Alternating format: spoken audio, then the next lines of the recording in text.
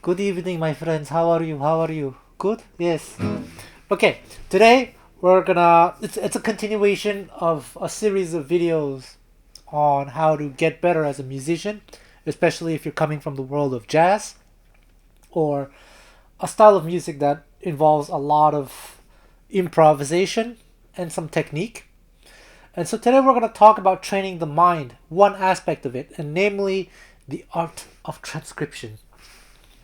As the title says, I think transcribing can potentially be useless unless something is happening here. And I think someone in one of my videos commented something about a statement that I made, that if you're practicing very seriously, you should be able to see noticeable results every 6 months. And then someone commented that when it comes to improvisation, that's a little bit harder to notice. He's asking, is it like you see more licks, or what is it, like more licks or something, more vocabulary? Well, it's true. Improvisation is multifaceted. It's not just about vocabulary. It can be about time feel. It could be about concepts.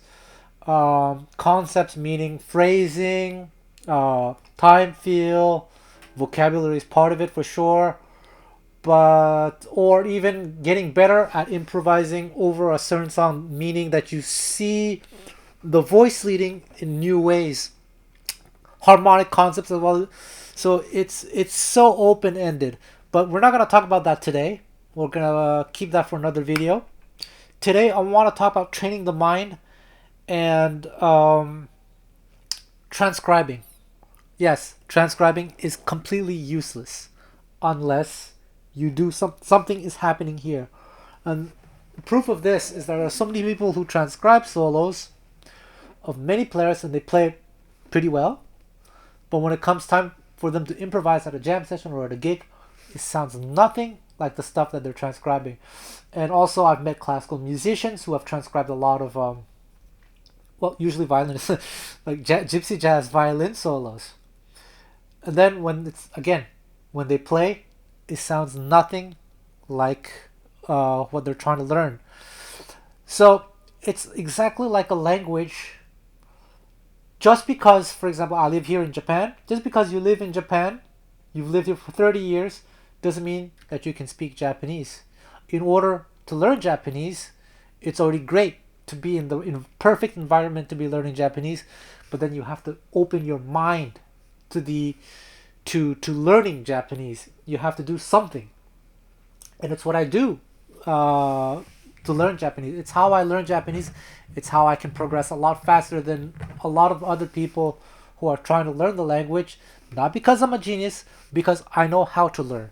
Because before I moved to Japan, I was studying Japanese as well, but my Japanese only skyrocketed when I decided to move here, and I realized that my life here was going to be, well, knock on wood, going to last a long time. And it became very urgent for me to be able to speak Japanese. Anyway, this is not about Japanese, this is about training the mind. Here's another analogy. When I was in college, I was obsessed with this Mozart piece.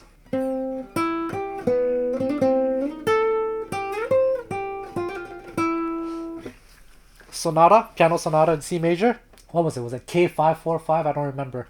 Anyway, so there was that Mozart sonata. I didn't play piano, but at school I had access to a piano.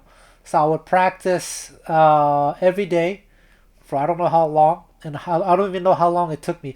But I programmed my fingers to hit the right keys at the right moment, just to be able to play that piece. And I managed after a while, maybe after 6 months or something, to go from not being able to play the piano at all to being able to play only that piece. I'm sure my technique was not good, and I'm sure my phrasing was bad, interpretation was definitely bad, but I could play the piece.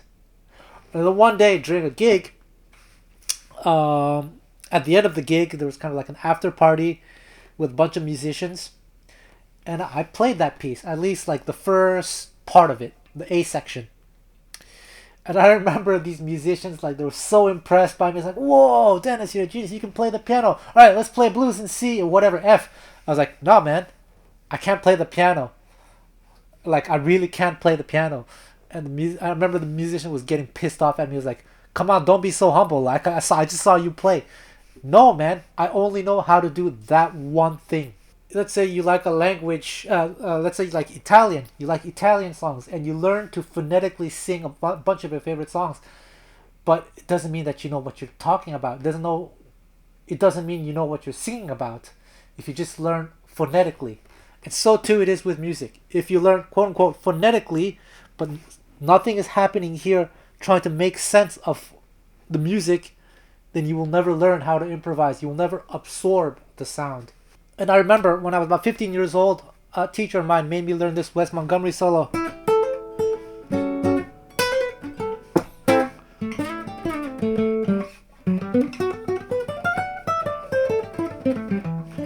I remember how it goes.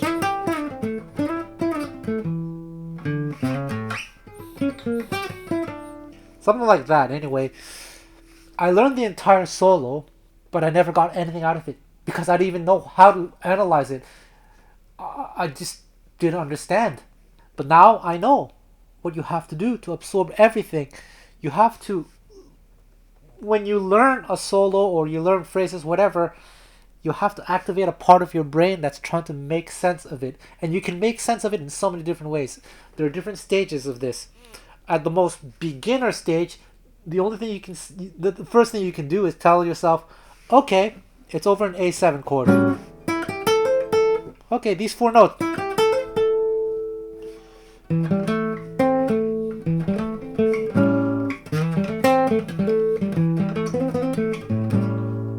Or just learn it as a lick.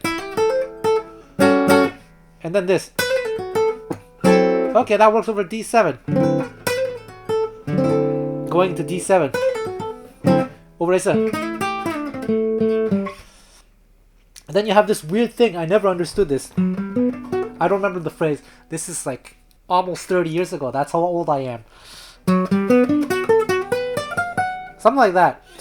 So, man, I just knew at that when I was 15 or 14, whatever, however old I was, I just remember, okay, it's a G major chord, but what does a G major chord have to do with an A7? Well, now I know that he's thinking,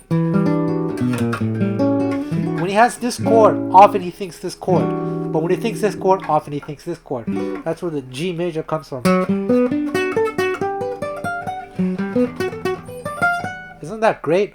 So now, at the most beginner stage, you don't have to tell yourself it's a G major or arpeggio. You can just tell yourself, all right, when you have an A7, going into a D of some sort, D major, or in this case D7, you can play this arpeggio or this lick. And improvisation is open-ended. I can't tell someone how they should improvise, which concepts to use. It's so open, it's so personal. But I can tell you how to maybe learn efficiently. If you're into fusion, certain styles of fusion that's more scales and modes oriented, okay, then that's how you're gonna have to think. If you're more into the older styles of jazz, it's more vocabulary. It's more about the vocabulary, about superimposing harmony, what I call harmonic direction. It's about It's about vocabulary more so than scales. Vocabulary and harmony, etc., etc. So I can guide people in the right direction depending on what they're going for. And all styles are valid. So it's up to you to figure out what you like. But you have to make sense of everything that you're going to play if you're trying to absorb some kind of if you're trying to absorb the language. Because unless you do that, it's completely useless. I've made videos like this, so it's kind of a repeat. But I also say that it's not necessary to transcribe entire solos. You can just take chunks, little ideas that you like. In fact, there are some people who say they never really transcribe, but they listen to a lot of music. And that's the key. But listening to the music is not enough. You have to listen to the music with your brain being very, very active. So if you listen to music without the guitar in your hands, well, in the beginning, when you're starting, I recommend that you listen to music with the guitar or whatever instrument that you play in your hands. And I suggest that you listen to music, to songs that you know. So let's say you're learning blue bossa. Listen to different versions of blue bossa.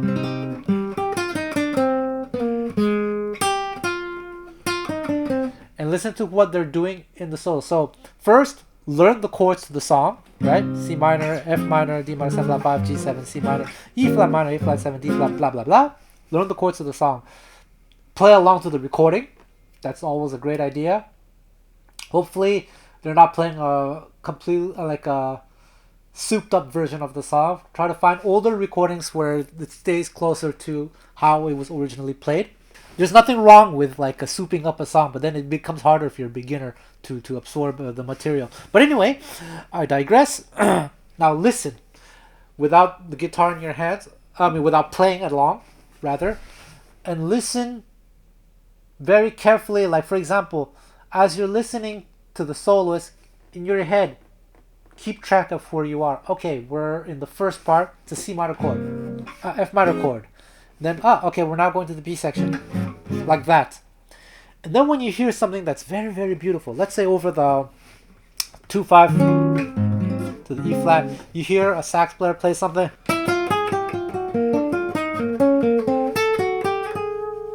Something like that.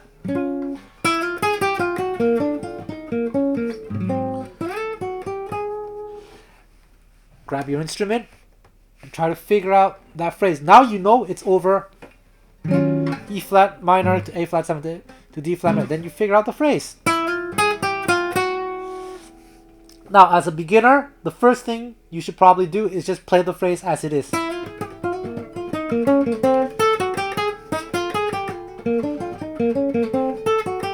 And try to use that phrase everywhere. So if you're playing a song like Autumn Leaves, yeah, you have that same chord progression right away. Just do it in Autumn Leaves.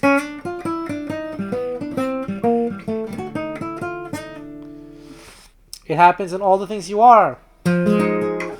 Here.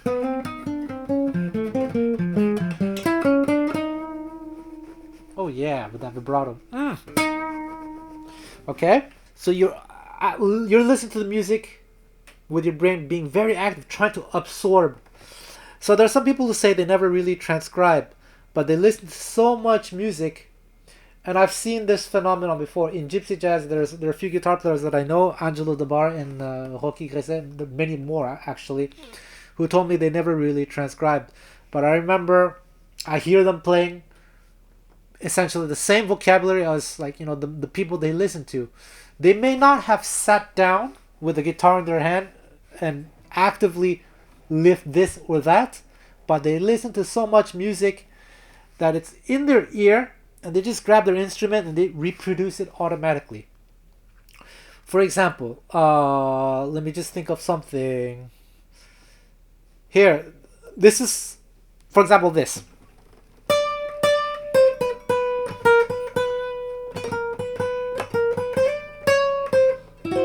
Amazing. Canada is going to be the 51st state of America. Well, here, I never transcribed this. What's it? Stars and Stripes Forever?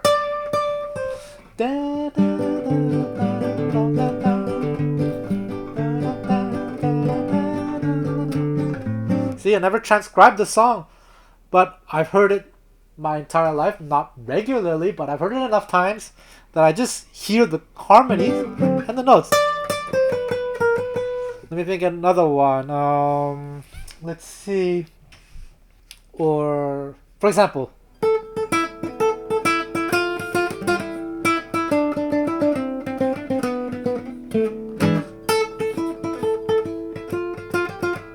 right?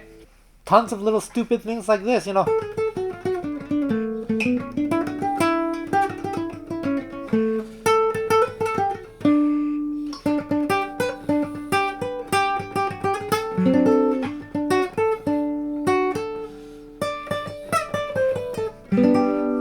Amazing.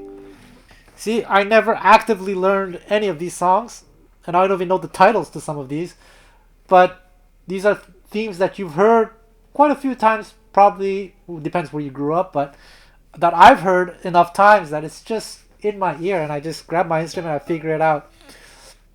So too it is then with like some bebop vocabulary or even old jazz, whatever. If you're into bluegrass, you listen to a lot of bluegrass, probably gonna hear this a lot, right? If you listen to blues, something like that. So it's all the same, but you have to activate something in your mind. You have to recognize that, okay, this is being played. Then you have to recognize why is it being, where, over what is it being played. So this phrase, it's over this 2-5-1. So there are different stages of this, and there's different levels of improvisation as well. So some people are more about copy and paste long phrases, long quote unquotes. This is a long phrase. But some other people are about trying to understand the mechanisms behind the phrases. So this, it's targeting this note. So how else can I target this note? So many ways. So you can change it that way. And then, okay, so this, it's an enclosure thing. So then you can change it a little bit.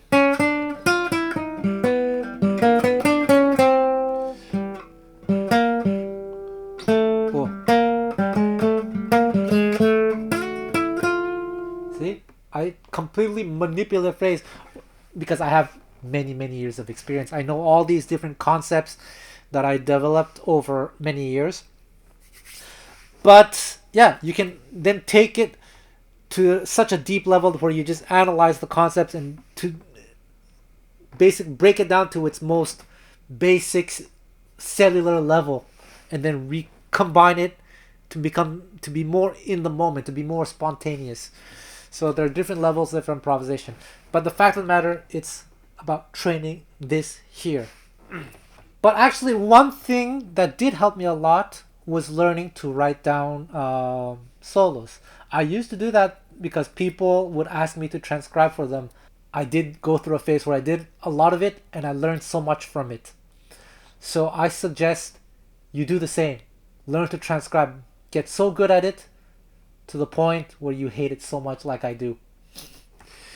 And how I got good at it also is because learning to notate is not just about making it accurate. It's about making it look good and making it legible, presentable. That's called the art of engraving. And that's the stuff that takes the most time, and it's the most boring thing to do. But I'll just say another thing about transcribing. It's It's better to transcribe music that you like, that you want to play, because that's the music that you will listen to. And when you do that, you get more familiar with it. When you're transcribing the same style or the same artist, you'll notice that you'll get faster and faster at transcribing that style or that artist. So if you ask me to transcribe gypsy jazz, or even bebop, like old standards that I know, I transcribe really, really, really, really fast. Not because I'm a genius, because the style and the convention is so familiar to me. I remember a long time ago with a gypsy friend of mine, he was asking me, Dennis, when you listen to Stockel or Rosenberg, can you already imagine in your head where he's playing all those phrases? And I answered yes, because I transcribe so much of it. I know the ins and outs. I remember I hired someone to help me transcribe at one point, because when I got fed up with transcribing, I started asking people to work for me. I got burned out one time. I think it was in like 2016 or something. Anyway, really burned out. I hired someone to transcribe Stokolo for me, and in my head, okay, it's Stokolo, it's gonna be so easy. But that person that I hired, a professional musician, had a lot of trouble because he's just not familiar with the music. And I've seen very, very famous transcribers transcribe jazz and make some mistakes. And I'm not trying to like humiliate anyone, because if you ask me to transcribe like flamenco, actually, it's new to me, and I've been checking out some stuff, and I notice sometimes I transcribe certain things wrong because it's not familiar to me, despite my quote unquote advanced transcribing skills. It's after a few listens that I realize, oh, okay, it's this, it's that, and whatever. Now I'm getting more familiar with the style. But I remember I've seen famous transcribers transcribe things they're not familiar with. And when I really politely, very politely said, hey, maybe this should be this and this should be that, and like, oh, Dennis, you're so picky. Most people can't even tell anyway. So you see, it's not about being the most famous transcriber. It's about knowing what you're good at, and then really focusing on that, so that you really understand the conventions. And then when you understand the conventions, you're in that world. As you transcribe, you do it faster and faster and faster. And so I'm going to leave you with this video of me transcribing DC Music School thing. I had to transcribe it myself because there was a technical issue with one of my transcribers. So this piece and another one, Minor Blues, is my transcription. And I did this really, really quickly. You're going to watch for yourself, unedited. And there we go. I hope you got something out of this. I suggest you guys start a SoundSlice channel. It's free. And start transcribing stuff. And ask someone, pay someone, a teacher, to review the transcription with you. Don't ask me. Well, maybe you can ask me. It depends how long it is, because I just hate transcribing. But I can, like, if one day, you buy me a meal, I'll check out your transcription. I'll tell you, okay, there's a mistake here. Maybe you should notate it this way. The thing about transcribing is that it's not necessarily standardized, and it's another topic for another time. But I think some music is not meant to be written down, because a lot of some jazz styles, there are certain styles that are rhythmically loose that can never really be notated in an objective way. You have to make some certain interpretations. But that's another topic for another time. There we go. I hope this was useful to you. Oh yeah. Hello folks, so today I thought I'd walk you guys through how I would transcribe something. My transcriber did all the prep work, but he wasn't able to do this one for a technical issue, so I'll do it myself. And sorry for this cheap way of recording. I'm using my iPad and it's kind of in the way of my hands, so I might be a bit slower. So a lot of people think I have perfect pitch, which is not the case. What it is that I have good eyes, so I have a video source right here and I can hear. Ideally, you should be doing this by ear, but we have eyes as well. And since we want to get the right fingerings, we should use our eyes as well. Some people have told me that they can learn by watching. Well, if you can't do that, then you should train to be able to do that, because it's very, very useful. That's how a lot of gypsy musicians learn to play music, how a lot of guitar players in the old days used to learn, still today anyway. Let's get started. Let's see. It's getting in the way, all right. I'm not going to transcribe that like B string. It's not necessary.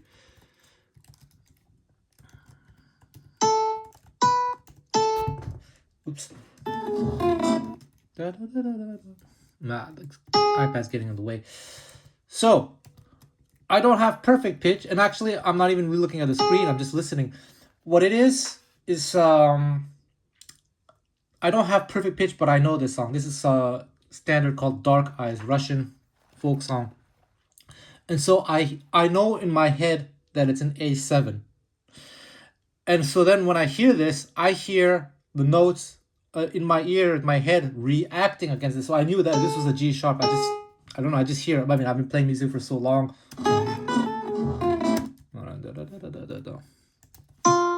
This is not typical gypsy jazz vocabulary. This is more like a Eastern European gypsy thing. Alright, same thing. I can copy and paste. Whatever, I'll just write it again. Oh man, the camera's in the way. Wow.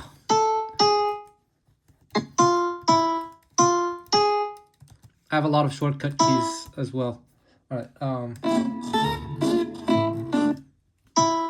so again, I just hear how things react against the chord, knowing that I know the chords already ahead of time. So that's one big thing. Make sure, well, not make sure, but it would be ideal when you're transcribing a piece of music to which you know the harmony already. So, well, she does a little slide here, but I think she meant to play this. Did I get the rhythm right? Yes, I did. Nah, same thing. Jeez. It's really hard to type with the camera directly where my hands should be. Maybe I'll just do one chorus because it's kind of annoying.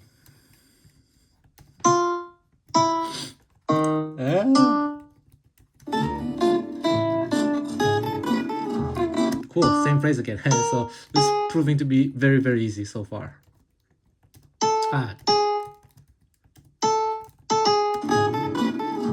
She does a pull off here.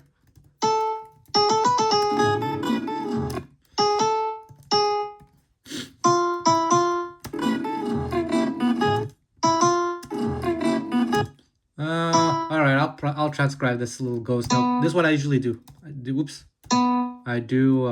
What's the one? Yeah, make it into like this. Same phrase. She sure likes that phrase.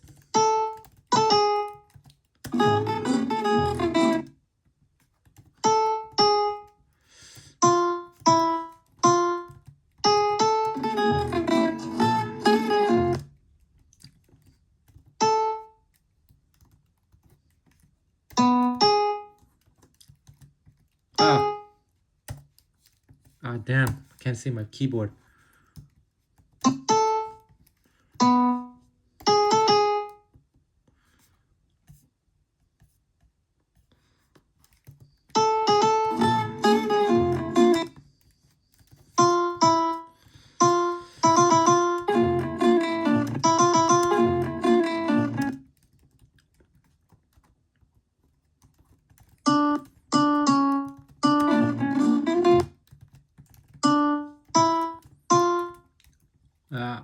Can't see my keyboard now. I'm not gonna transcribe that open string.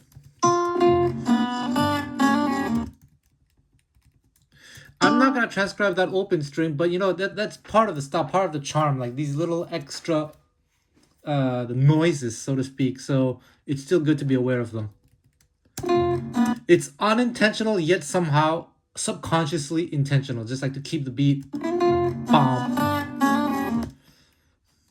So a lot of similar phrases, so it's very easy. Nice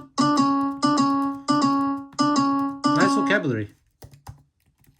No, there's gypsy jazz players don't usually play these kinds of phrases. It's cool to see like how she incorporates the music of her native Hungary. I don't know if this is even Hungarian. It sounds more like, I don't know, I'm not an expert, but Romanian or something, whatever. So it's a full.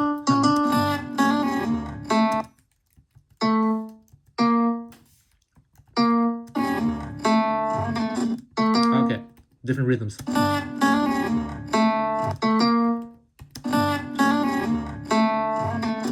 I see. As far as notating rhythm, sometimes it's open to interpretation, But, you know, I've been doing this for such a long time that I've kind of gotten used to, like, in my head, I automatically associate what the rhythms that I hear to this visual thing. So it's just a question of habit. Kind of like a, I wouldn't say sloppy, but like, yeah, this is close enough. Sometimes, because, you know, she's improvising. When people are improvising, sometimes you do things that are not always 100% precise. It doesn't mean that it sounds bad, but as a transcriber, you'll have to make quick choices. Again, I've been doing this for such a long time that I'm pretty good at making very fast executive decisions.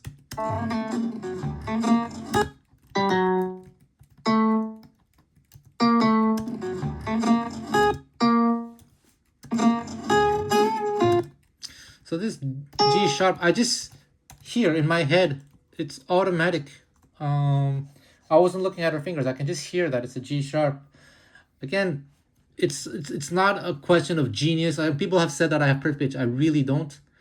But I've been doing this for so long. And when you do something for so long and you put a lot of effort into it, you just get used to it. So I promise the same thing will happen to you if you just, you know, work on it.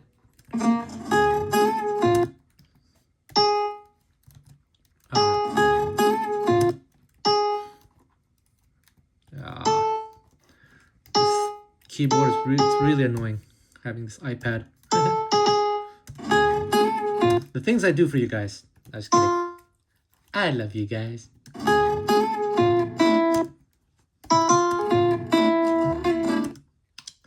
Okay. Again, there's so many ways I can notate this. Like, I can do it like a triplet, or I can do 16th notes. Just for consistency, I'll just leave it as a triplet. Again, it's all about executive decisions. Now, you know what? Okay, fine. I'll do it as 16th notes. Now, I just kind of feel it that way. So in this case, I'll do the same thing here. But this one sounds closer to it's not like 100% precise or whatever. So.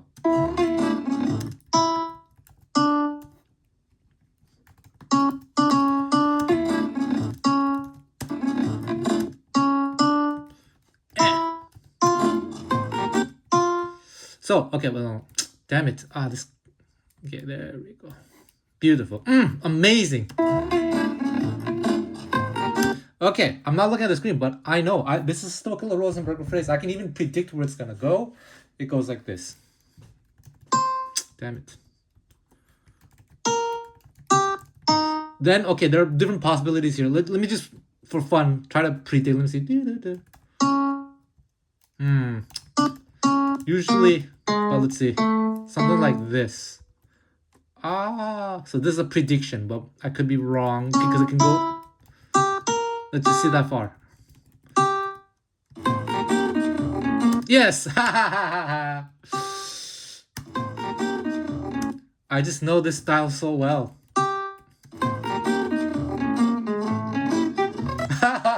100%.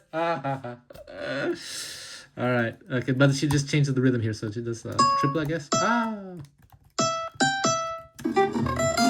Oh, okay. I see. Okay, so this kind of the rhythm is a little bit funky here, kind of floaty. So I'll have probably make some kind of executive decision here. I am the, wait, let's see. Let me see. Okay, so let's see. All right, let's just write a whole bunch of notes. So this is what we do. When it's like weird like that, you can just write, so let me just write a few notes first, and then we'll talk. Or rather, let me count where the first beat is on the next measure. So, okay, this is where it's gonna end. And somehow we have to fit everything that came before. Damn, keyboard's just getting in the way. And I'm not a big fan of Sound Slice's automatic scrolling system, but whatever. We work with what we have. It's a good system. Sound Slice is great. All right. So she made a little mistake too. You have to make the executive decision here, but first let's just use a uniform rhythm. Let's just see.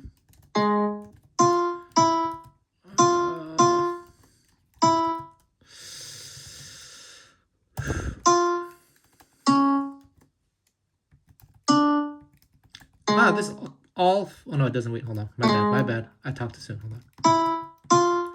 on. So here she actually played A to B flat, but I know she meant to play A natural. So what? In cases like this, what I would do. Okay, it's an executive decision, so you can do like this. Put it in brackets. Okay, so all this 5 has to fit in 4 beats. Let's see. Okay, well actually the first one can be considered in what do you call quarter note, a quarter note, and then the rest is kind of a tuplet. So you have, how should we do this? So you have 4 in the space of 3, and then you can do this. You can do a tuplet. Let's see if it's gonna work though. I haven't used Sound Slice in a while. Like I said, I usually have transcribers working for me, but just on this occasion, I'm the one doing it. So where's tuplet option? It's been a while since I used this. Notes. Here it is.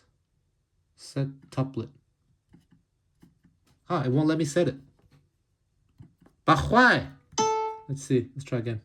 Okay. 4 beats in the space of 3. There we go.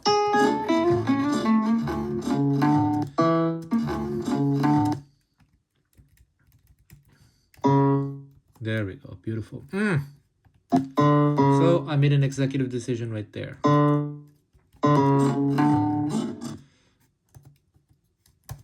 Let's just listen a little bit and watch.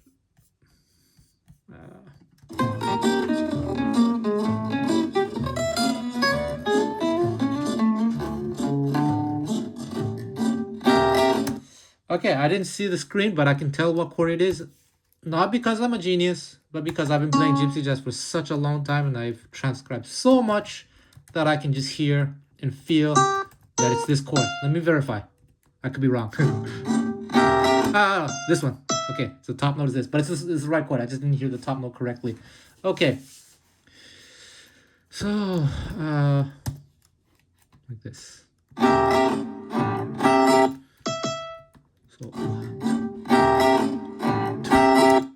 So she does those X notes again. Again, they are part of the style, but just not going to transcribe them. Use your ears, guys. Come on. If you guys rely too much on transcriptions, as I say on the website, it's not a good thing.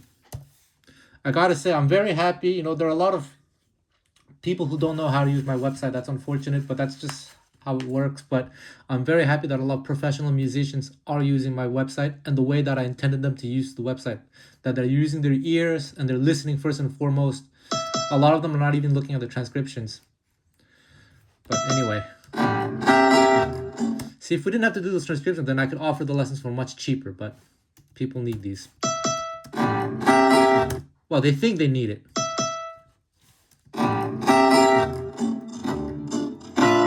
Yeah, I can hear that already. Well, which beat was that on? 2? No, beat 3. So typical Django chord.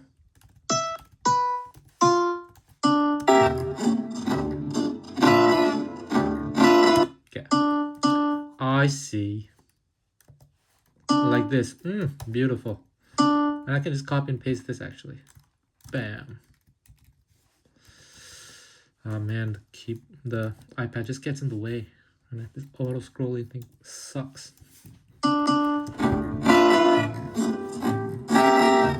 Same chord. So maybe I can copy and paste. Let's see. Starts on beat 3. Oh. Starts on beat 2. I'll just type it again.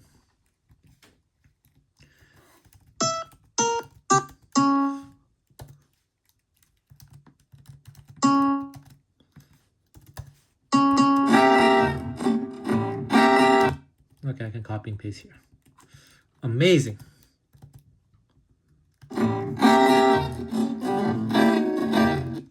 Okay, I see what she does here. She kind of treats this as a G minor. Well, kind of. B flat. Kind of weird B flat.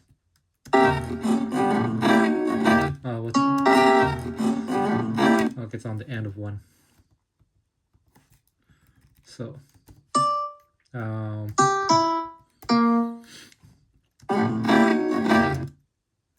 chromatic.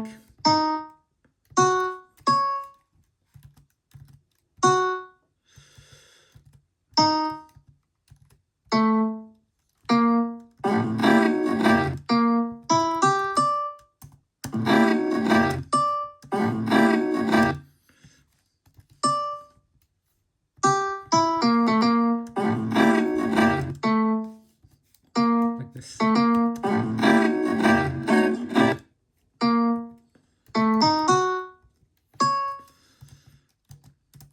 You see me correcting the enharmonics too. A lot of modern transcribers have lost this ability. A lot of publications have incorrect enharmonics, but it's just my OCD fixing this. Most people don't care about the notation anymore, unfortunately, but whatever. Well, you know what? The most important thing is the ear anyway. You either hear it or you don't. But it's a lost skill. Okay. Yeah. Did I write this right? I don't have a guitar with me. So yeah, okay, it's good. This should be a D sharp. This is an F sharp. This should be C sharp.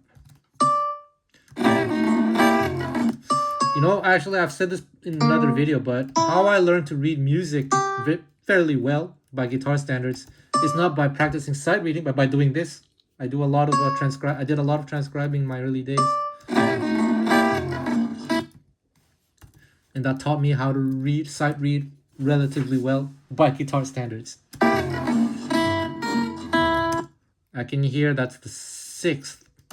Yes. But is that where she played it? Hold on. Yes. Oh man, my keyboard is just getting in the way. I hate this.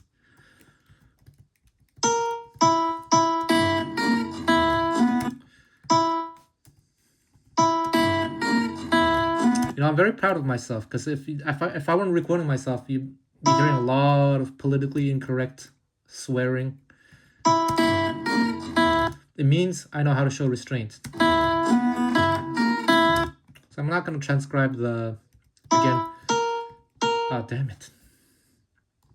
That's as vulgar as I'll go in this video. See, I'm not going to transcribe those. Should I? No. Come on, man. Just use your ears. Oh. Change the rhythm.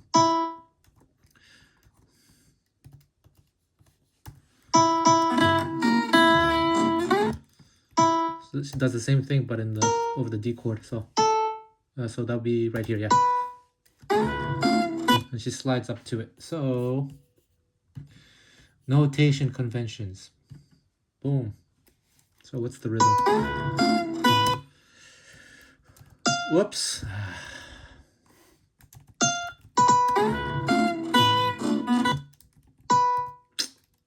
Oh man. If I didn't have this iPad in front of me, I'd go so much faster. See, she did that open string thing again. I'm not gonna transcribe it. That's an executive decision right there.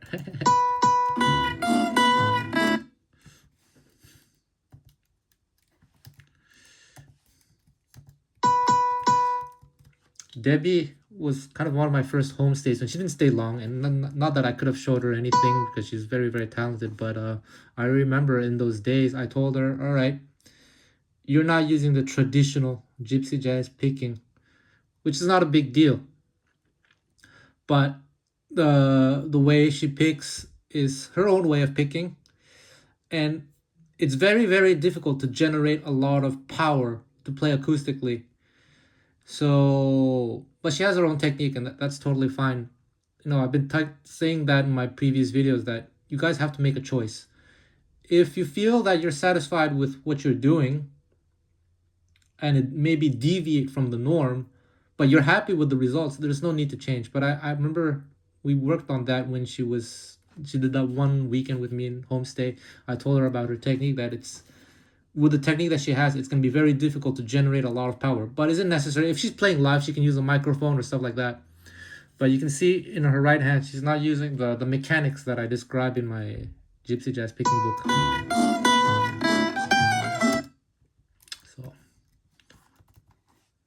So that's what I said, you know, habits. Last week's video, I was talking about habits. So, oh, okay, I heard it wrong. Happens. Yeah, it's typical Gypsy Jazz though. Yeah, habits. So she's okay with her technique. She's fine, and she makes it work. And when she plays live, she uses a microphone. And, you know, if they're like a Django jam session with 20 guitars, you probably won't be able to hear her very well. But that's kind of like a unique situation. That's not a realistic situation. She's a concert artist. She's going to be in controlled environments where she can be heard.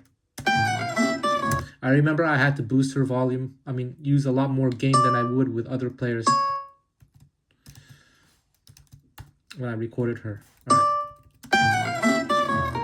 right. Okay.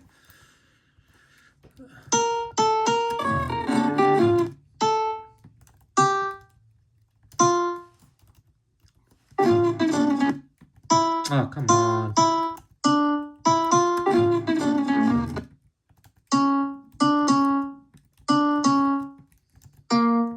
Oh man, my keyboard's just not cooperating after.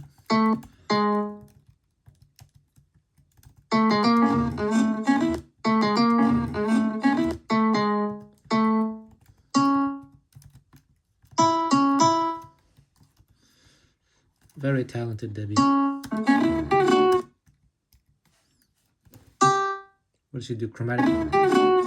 Okay, yeah.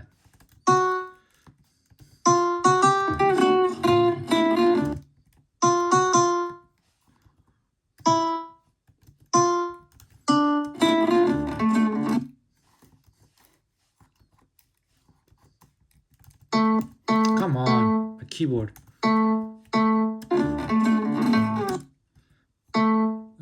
She does that this thing here again. I'll do it. This time I'll transcribe that little X here. Like this.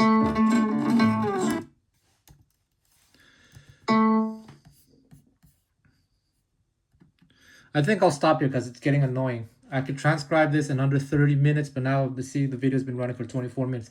So I hope this gives you some insight into my whole process here. It's not that I'm a genius or anything like that. It's just that I've been doing this for so long.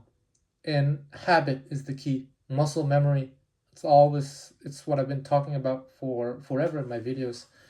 If you start doing it today, it'll be, you know, the first steps, the first few months are kind of like the painful months because it's so new and it's a little bit frustrating. But as you do it every day, you get better and better at it. Try to find someone to help you to correct your transcriptions or whatever. And then you'll just get used to it. And there we go.